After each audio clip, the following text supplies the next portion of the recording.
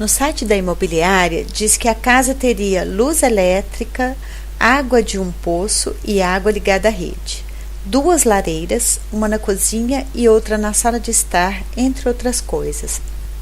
Só não tinha água quente e para isso teríamos que comprar um esquentador de água.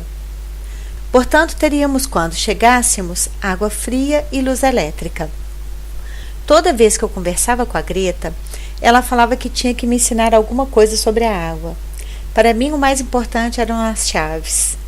Apesar do absurdo da situação, nós todos suportamos tudo com uma certa facilidade. O tempo passou.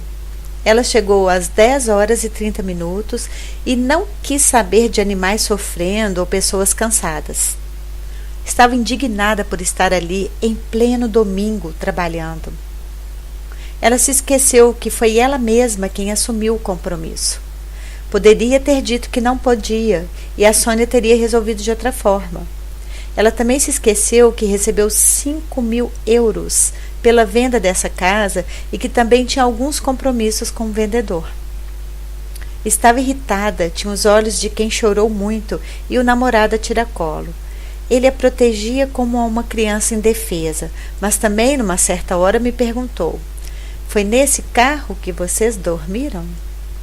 Um carrinho pequeno, nada parecido com o gigantesco carro dele. Ficou em silêncio quando eu respondi que sim. Eles andaram para lá e para cá no terreno da casa. Diziam coisas e mais coisas sobre a água. A Marion cuidou dos gatinhos e eu fiquei com as cachorrinhas ouvindo a ladainha toda. Mas quem entendeu o que estava acontecendo mesmo foi a Marion. O que eles estavam tentando esconder é que não tinha água ligada à rede pública. Pior que isso, muito pior. O ex-proprietário havia cortado um dos canos de água e também não tinha água ligada ao poço. A casa é velha, todos sabemos disso.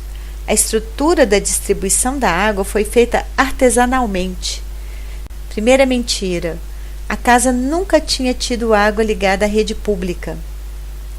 A água saía do poço e fazia um caminho até um terreninho, eles chamam de quinta, perto daqui.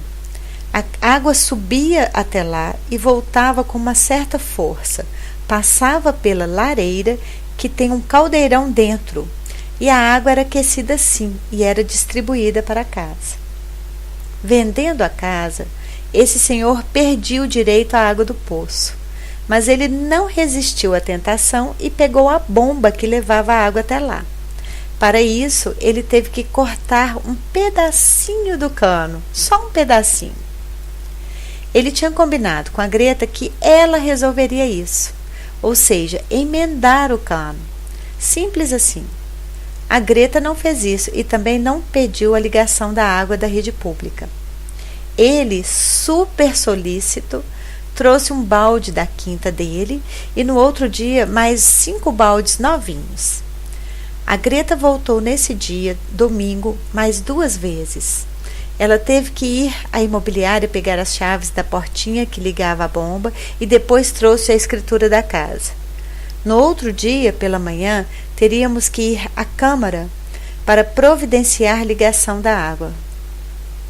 O namorado dela me explicou que emendar um cano no outro seria a coisa mais fácil do mundo e que me custaria 10 euros. Só 10 euros, e que ele não faria o serviço gentilmente para mim porque era domingo e ele não poderia comprar o cano no domingo. Eu poderia sim, com prazer, sair na segunda-feira super animada, comprar um caninho e emendá-lo por apenas 10 euros. Nós havíamos acabado de chegar de viagem e nem tivemos chance de descansar. Recebemos essas pessoas 3 vezes e já tínhamos compromisso para o outro dia pela manhã, mas comprar um caninho, sem saber onde, seria a parte divertida dessa situação. Olha o nível de hostilidade travestida de bondade dessas pessoas. Mas a melhor notícia mesmo era que estávamos numa casa que acumulou sujeira durante 21 anos e não tínhamos água limpa. Tinha uma água verde num tanque ao lado do poço e foi com ela, carregada em baldes, que fizemos a limpeza da casa. Os primeiros banhos eram com galões de água mineral. Frio mesmo e levitando, porque não posso explicar o nojo que dá tomar banho nessas condições. Mas confesso, quando a água caía no meu corpo, levava tudo.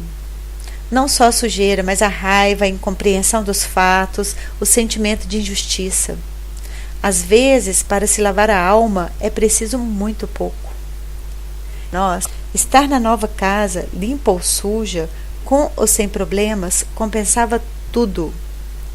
No outro dia, nos encontramos com a Greta e fomos pedir a ligação da água. A primeira coisa que ela falou para o funcionário era que nós estávamos sem água e que a culpa era dela. A segunda coisa que ela falou para nós é que era um probleminha muito simples e que ela não falava bem o português, por isso aconteceu dessa forma. Continuou explicando que nós nos encontraríamos às vezes ali por perto, porque a partir de agora seríamos vizinhas de aldeia e que poderíamos tomar café juntas de vez em quando. Não ficaríamos com raiva uma das outras, porque não vale a pena.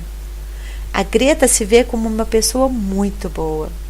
Tão boa que até abusam dela. Eu, por exemplo, fui completamente injusta a não aceitar as condições dela. Nós deveríamos ter chegado na segunda-feira pela manhã e encontrado com ela às 2 da tarde. Não foi gentil da nossa parte chegar no sábado. Isso não é dia de trabalho, isso é um abuso. Ligar a 1 da madrugada, então? Isso é passar de todos os limites e tinha todos os motivos para desligar na minha cara. Cara de pau a minha. Para finalizar e provar a boa fé dessa menina, ela ainda nos convida para tomar café juntas e deixar as mágoas de lado. Estava super solícita e queria nos mostrar todos os pontos turísticos da cidade. Um docinho.